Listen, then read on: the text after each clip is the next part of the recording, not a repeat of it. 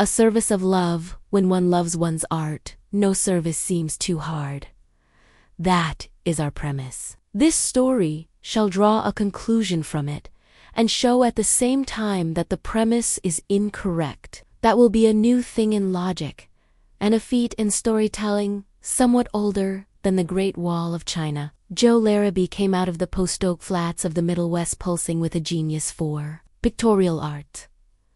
At 6 he drew a picture of the town pump, with a prominent citizen passing it hazily. This effort was framed and hung in the drugstore window by the side of the ear of corn, with an uneven number of rows. At 20 he left for New York with a flowing necktie and a capital tied up somewhat closer. Delia Carruthers did things in 6 octaves so promisingly in a country village in the South that her relatives chipped in enough in her chip hat for her to go north and finish. They could not see her F. But that is our story. Joe and Delia met in an atelier where a number of art and music students had gathered to discuss Wagner, music, Rembrandt's works, pictures, Waldteufel, wallpaper, Chopin, and Oolong. Joe and Delia became enamored one of the other, or each of the other, as you pleased, and in a short time were married. For see above. When one loves one's art, no service seemed too hard. Mr. and Mrs. Larrabee began housekeeping in a flat. It was a lonesome flat, something like the Ashar way down at the left-hand end of the keyboard. And they were happy, for they had their art, and they had each other. And my advice to the rich young man would be sell all thou hast, and give it to the poor janitor for the privilege of living in a flat with your art and your Delia. Flat dwellers shall endorse my dictum, that theirs is the only true happiness. If a home is happy, it cannot fit to close-let. The dresser collapse and become a billiard table. Let the mantel turn to a rowing machine, the escritoire to a spare bedchamber, the washstand to an upright piano. Let the 4 walls come together, if they will, so you and your Delia are between. But if home be the other kind, let it be wide and long. Enter you at the Golden Gate, hang your hat on Hatteras, your cape on Cape Horn, and go out by Labrador. Joe was painting in the class of the great Magista. You know his fame. His fees are high, his lessons are light. His highlights have brought him renown. Delia was studying under Rosenstock. You know his repute as a disturber of the piano keys. They were mighty happy as long as air money lasted. So is every, but I will not be cynical. Their aims were very clear and defined. Joe was to become capable very soon of turning out pictures that old gentlemen with thin side whiskers and thick pocketbooks would sandbag one another in his studio for the privilege of buying. Delia was to become familiar and then contemptuous with music, so that when she saw the orchestra seats and boxers unsold, she could have sore throat and lobster in a private dining room and refuse to go on the stage. But the best, in my opinion, was the home life in the little flat, ardent, voluble chats after the day's study, the cozy dinners, and fresh, light breakfasts, the interchange of ambitions interwoven each with the other or else inconsiderable, the mutual help and inspiration. And overlook my artlessness, stuffed olives and cheese sandwiches at 11 p.m. But after a while, art flagged. It sometimes does, even if some switchman doesn't flag it. Everything going out and nothing coming in, as the vulgarians say. Money was lacking to pay Mr. Magister and Herr Rosenstock their prices. When one loves one's art, no service seems too hard. So, Delia said she must give music lessons to keep the chafing dish bubbling. For 2 or 3 days, she went out canvassing for pupils. One evening, she came home, elated. "Joe, dear," she said gleefully, "I've a pupil. And, oh, the loveliest people. General. B. Pinkney's daughter on 71st Street. Such a splendid house. Joe, you ought to see the front door. Byzantine, I think you would call it. And inside, oh, Joe, I never saw anything like it before. My pupil is his daughter, Clementina. I dearly love her already. She's a delicate thing, dresses always in white, and the sweetest, simplest manners. Only 18 years old. I'm to give 3 lessons a week, and, just think, Joe, $5 a lesson. I don't mind it a bit, for when I get 2 or 3 more pupils, I can resume my lessons with Herr Rosenstock. Now, smooth out that wrinkle between your brows, dear, and let's have a nice supper. That's all right for you. Delia, said Joe, attacking a can of peas with a carving knife and a hatchet. But how about me? Do you think I'm going to let you hustle for wages while I philander in the regions of high art? Not by the bones of Benvenuto Cellini. I guess I can sell papers or lay cobblestones and bring in $1 or 2. Delia came and hung about his neck. Joe, dear, you are silly. You must keep on at your studies. It is not as if I had quit my music and gone to work at something else. While I teach, I learn. I am always with my music, and we can live as happily as millionaires on $15 a week. You mustn't think of leaving Mr. Majester. All right, said Joe, reaching for the blue scalloped vegetable dish. But I hate for you to be giving lessons. It is an art, but you're a trump and a dear to do it. When one loves one's art, no service seems too hard. SAID. Delia. Magister praised the sky in that sketch I made in the park, said Joe.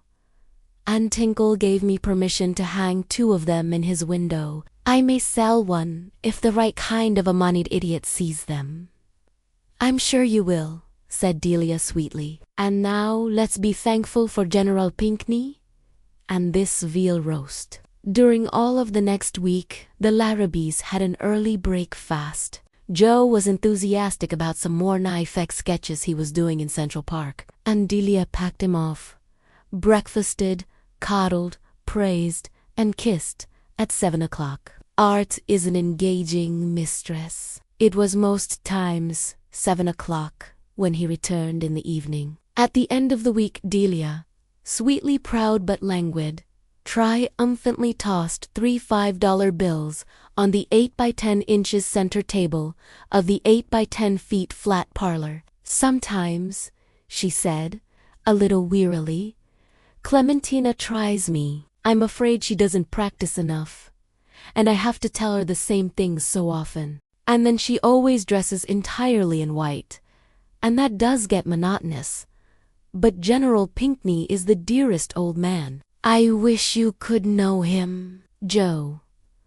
He comes in sometimes when I am with Clementina at the piano. He is a widower, you know, and stands there pulling his white goatee. And how are the semiquavers and the demi-semiquavers progressing, he always asks. I wish you could see the wainscoting in that drawing room, Joe, and those Astrocanrug portieres. And Clementina has such a funny little cough. I hope she is stronger than she looks. Oh, I really am getting attached to her.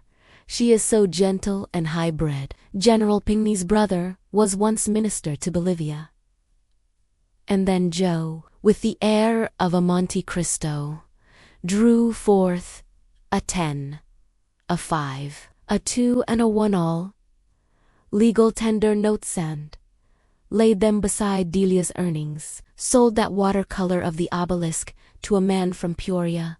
He announced overwhelmingly. Don't joke with me, said Delia. Not from Peoria, all the way. I wish you could see him, Delia. Fat man with a woolen muffler and a quill toothpick. He saw the sketch in Tinkle's window and thought it was a windmill at first. He was game, though, and bought it anyhow. He ordered another on-oil sketch of the Lackawanna freight depot to take back with him. Music lessons. Oh, I guess art is still in it. I'm so glad you've kept on, said Delia heartily. You're bound to win, dear. $33. We never had so much to spend before. We'll have oysters tonight and filet mignon. With champignons, said Joe. Where is the olive fork? On the next Saturday evening, Joe reached home first. He spread his 18 on the parlor table and washed what seemed to be a great deal of dark paint from his hands. Half an hour later, Delia arrived, her right hand tied up in a shapeless bundle of wraps and bandages. How is this? Asked Joe. After the usual greetings, Delia laughed, but not very joyously. Clementina, she explained, insisted upon a Welsh rabbit after her lesson. She is such a queer girl. Welsh rabbits at 5 in the afternoon. The general was there. You should have seen him run for the chafing dish, Joe. Just as if there wasn't a servant in the house. I know Clementina isn't in good health. She is so nervous. In serving the rabbit, she spilled a great lot of it, boiling hot, over my hand and wrist. It hurt awfully, Joe. And the dear girl was so sorry. But General Pinckney, Joe, that old man, nearly went distracted. He rushed downstairs and sent somebody, they said the furnace man, or somebody in the basement, out to a drugstore for some oil and things to bind it up with. It doesn't hurt so much now. What's this? Asked Joe, taking the hand tenderly and pulling at some white strands beneath the bandages. It's something soft, said Delia. That had oil on it? Oh, Joe, did you sell another sketch? She had seen the money on the table. Did I? Said Joe. Just ask the man from Peoria. He got his depot today, and he isn't sure, but he thinks she wants another parkscape and a view on the Hudson. What time this afternoon did you burn your hand, Delia? 5 o'clock, I think, said Delia plaintively. The Iorna. Mean the rabbit came off the fire about that time. You ought to have seen General Pinckney. Joe, when sit down here a moment, Delia, said Joe. He drew her to the couch, sat down beside her, and put his arm across her shoulders. What have you been doing for the last 2 weeks, Delia? He asked. She braved it for a moment or two with an eye full of love and stubbornness, and murmured a phrase or two vaguely of General Pinckney. But at length down went her head, and out came the truth in tears. I couldn't get any pupils, she confessed, and I couldn't bear to have you give up your lessons. And I got a place ironing shirts in that big 24th Street laundry. And I think I did very well to make up both General Pinckney and Clementina. Don't you, Joe? And when a girl in the laundry set down a hot iron on my hand this afternoon, I was all the way home, making up that story about the Welsh rabbit. You're not angry, are you, Joe? And if I had got the work, you might have sold your sketches to that man from Peoria. He wasn't from Peoria, said Joe slowly. Well, it doesn't matter where he was from. How clever you are. Joanne Kisme, Joanne, what made you ever suspect that I wasn't giving music lessons to Clementina? I didn't, said Joe, until tonight. And I wouldn't have then. Only I sent up this cotton waste and oil from the engine room this afternoon for a girl upstairs who had her hand burned with a smoothing iron. I've been firing the engine in that laundry for the last 2 weeks. And then you didn't. My purchaser from Peoria, said Joe, and General Pinckney are both creations of the same art boot. You would uncall it either painting or music. And then they both laughed. And Joe began. When one loves one's art, no service seems. But Delia stopped him, with her hand on his lips. No, she said, just when one loves.